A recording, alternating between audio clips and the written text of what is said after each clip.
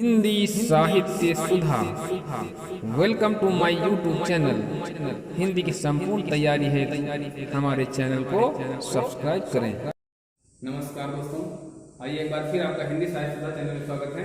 आज हम पुनः आपके साथ मैथिलीशरण गुप्त जी के द्वारा रचित साकेत महाकाव्य से कक्षा 12 उत्तर प्रदेश माध्यमिक शिक्षा बोर्ड में संकलित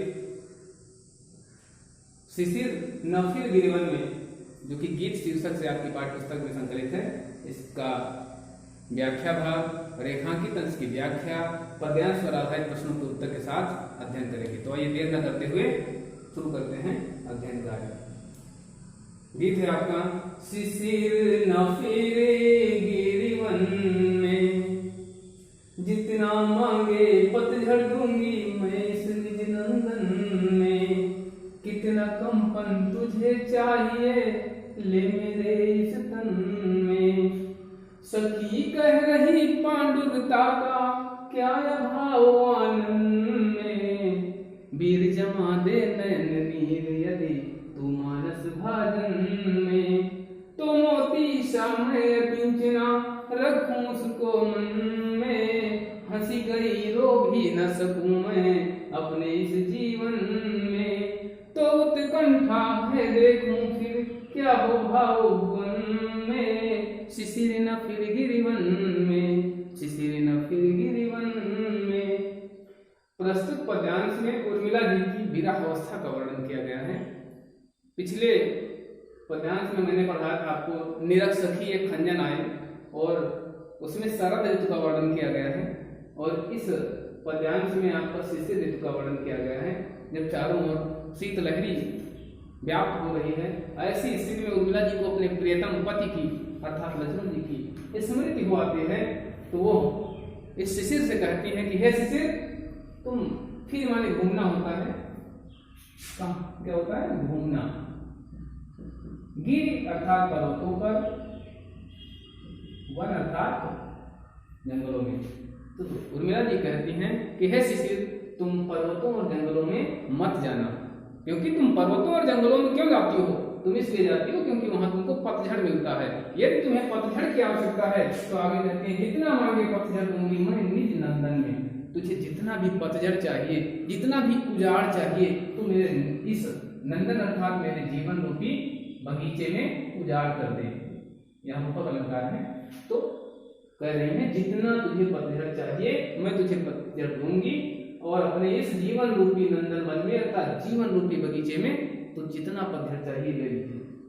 आगे कहते हैं कितना कंपन तुझे चाहिए ले मेरे इस तन में। हे शिशिर, तेरा कार्य लोगों को कंपाना है, कंपन कराना है, तो यदि तुझे कंपन चाहिए तो मेरे शरीर को जी भर के कपा दे, लेकिन पर्वतों और वनों में मत जाना। आगे उर्मिला जी कहती हैं सखी कह रही पांडुरता का क्या अभाव आनंद में। कह रहे बच्चों, जब शिशिर ऋतु आती है तो शिशिर ऋतु के ठीक पश्चात समस्त पेड़ पौधों के पत्ते पीले हो जाते हैं। यहाँ पर उर्मिला जी कह रहे हैं कि मेरी सखियां कहती हैं कि पांडुरता अर्थात पीलेपन का क्या अभाव आनंद में, अर्थात मेरे मुखमंडल में पीलेपन का तनिक भी अभाव नहीं है, अर्थात मेरे मुखमंडल में अत्यधिक पीलापन आ चुका है। आनंद अर्थात मुख। हे शिशिर, तेरा कार्य है जल की बूंदों को जमा देना, जाम कर देना। तो यदि तू वीर है तो मेरे नेत्रों के जल को, नीर अर्थात आंसुओं को, नेत्रों के आंसुओं को जाम कर दे। कहाँ? मानस भाजन में। मानस भाजन अर्थात मानस में होता है मन, भाजन मन होता है बर्तन, तो यहाँ मानस भाजन मन रूपी बर्तन अर्थात रूपक अलंकार। यदि तू वीर है तो मेरे नेत्र के आंसुओं को मेरे मन रूपी बर्तन में ही जमा दे। यदि तू जमा लेगा तो मैं उसे तो मैं उसको मोती की तरह अकिंचना, मैं असहाय, मैं अकिंचन, मैं उस आंसू को अपने मन में मोती की तरह संभाल कर रख लूंगी। फिर कहती हैं उर्मिला जी कि मेरी हंसी जा चुकी है, अर्थात मेरे समस्त सुख समाप्त हो गए हैं, क्योंकि मेरे प्रियतम वन चले गए हैं, जिसके कारण मेरी सारी प्रसन्नता गायब हो गई है। और जब तू मेरे नेत्र के आंसुओं को जाम कर देगा तो मैं रो भी ना सकूं, रो भी नहीं पाऊंगी अपने इस जीवन में, मैं अपने इस जीवन में रो भी नहीं पाऊंगी। तो मेरी एक जिज्ञासा है, तो उत्कंठा अर्थात तो जिज्ञासा है। तो क्या जिज्ञासा है? उर्मिला की आगे बताती हैं, तो जिज्ञासा उत्कंठा है, देखूं फिर क्या हो भाव भवन में। कहती हैं तो मेरी जिज्ञासा है, मैं देखना चाहती हूँ कि मेरे हृदय के भाव रूपी संसार में, भाव भवन अर्थात भाव रूपी संसार में कौन से विचार आते हैं। ऐसा उर्मिला जी जानना चाहती हैं कि मेरे भाव रूपी संसार में कैसे विचार आते हैं। तो आइए एक बार पूरा अर्थ समझते हैं।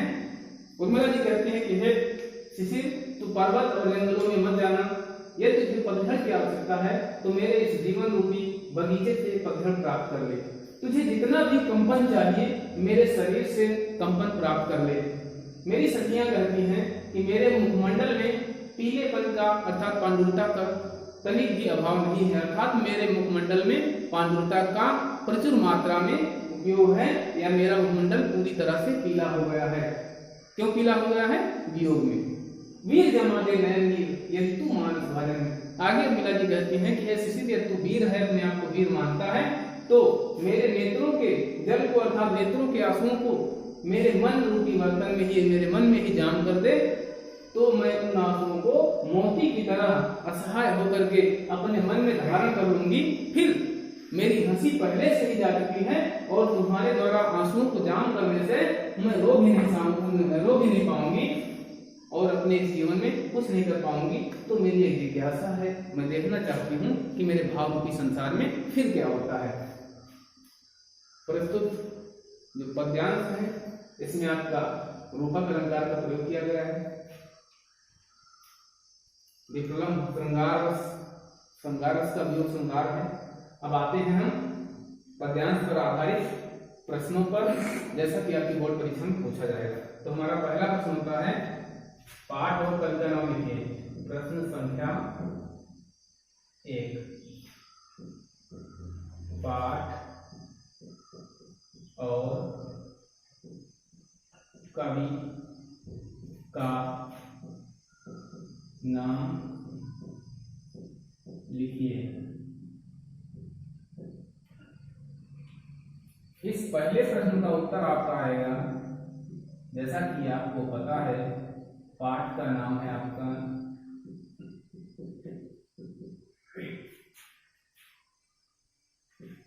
शीर्षक है, कवि का नाम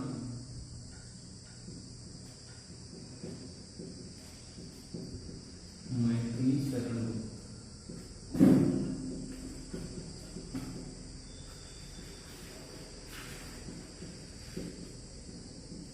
ये हुआ आपका पहला प्रश्न। अब हमारा दूसरा है, प्रश्न संख्या दूसरा आता है, प्रस्तुत पद्यांश में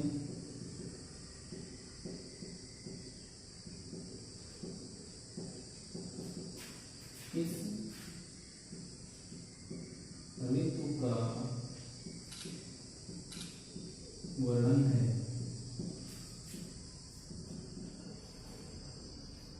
आपका सीधे उत्तर है,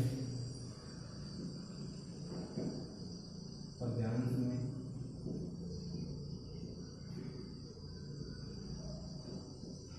शिशिर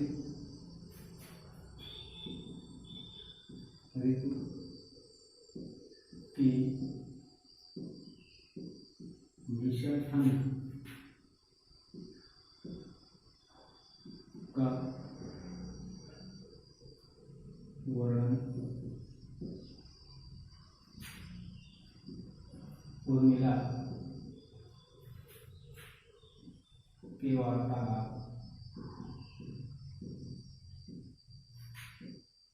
के रूप में वर्णित है।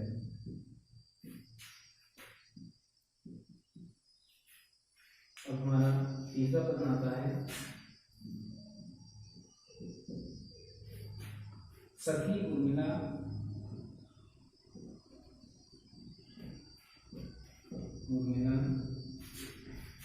के विषय में क्या करें।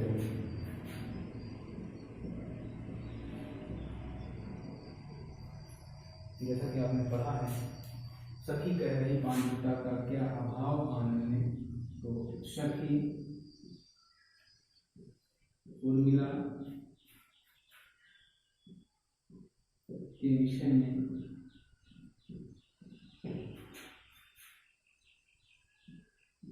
यह कहती है कि उर्मिला के मुखमंडल पर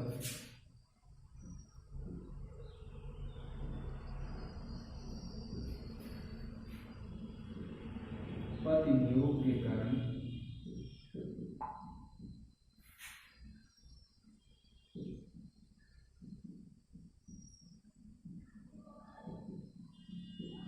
अत्यधिक पीलापन व्याप्त है।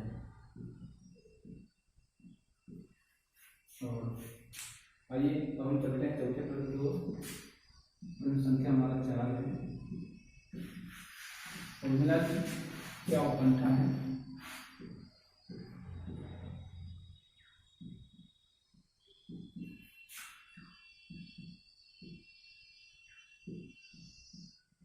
उत्कंठा का अर्थ मैंने बताया अभिलाषा होता है। उत्तर में लिखेंगे उर्मिला चाहती है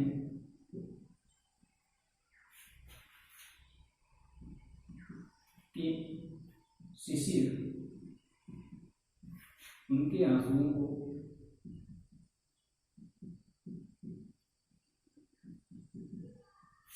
मन में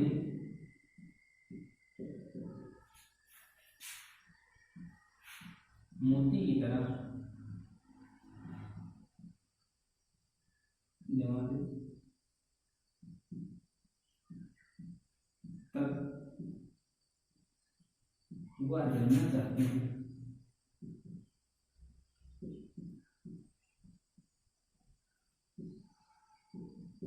कि उनके मन में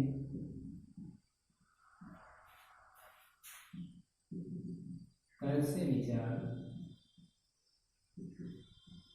आएंगे। यह आपका चौथा प्रश्न। और अब हम बात करते हैं 5वें प्रश्न की। तो 5वें प्रश्न में आता है आपका रेखांकित अंश, और आपका ये रेखांकित अंश है वीर जमाले नयन नीरियल तू मानस भाजन में, तो मोती श्यामय अति ना उसको रखूं मन में। ये 2 पंक्तियां आपके रेखांकित अंश हैं। तो उत्तर में हम लिखते हैं सीधे प्रश्न लिख करके। 5वां प्रश्न आप पहले समझ लीजिए। रेखांकित अंश की व्याख्या आती है। उत्तर हम सीधे लिख रहे हैं रेखांकित अंश की व्याख्या।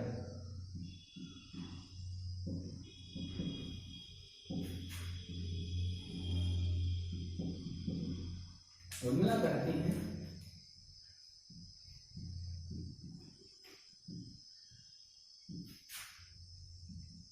कि हे शिशिर, यदि तू वीर है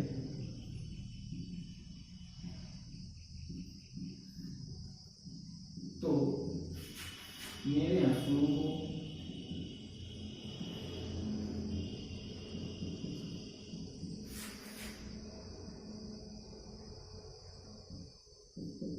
मन रूपी बर्तन में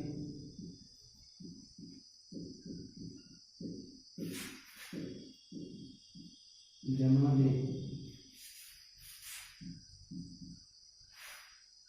दे, ताकि मैं उन अश्रुओं को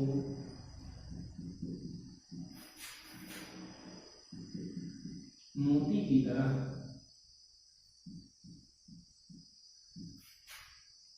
अपने मन में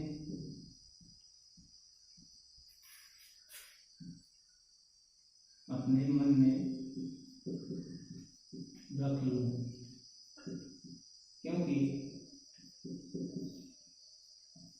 मेरा मन अकिंचन है, अर्थात असहाय है। तो दोस्तों, ये रहा आपका पद्यांश और पद्यांश पर आधारित 5 प्रश्न। जो कि बोर्ड परीक्षाओं में पूछे जा रहे हैं वर्तमान पैटर्न के आधार पर। तो वीडियो आपको कैसा लगा? वीडियो पसंद है, अच्छा लग रहा है तो प्लीज़ चैनल को सब्सक्राइब करिए, वीडियो को लाइक करिए और शेयर करिए। कोई समस्या हो तो कमेंट जरूर करिए। मिलते हैं नए वीडियो के साथ।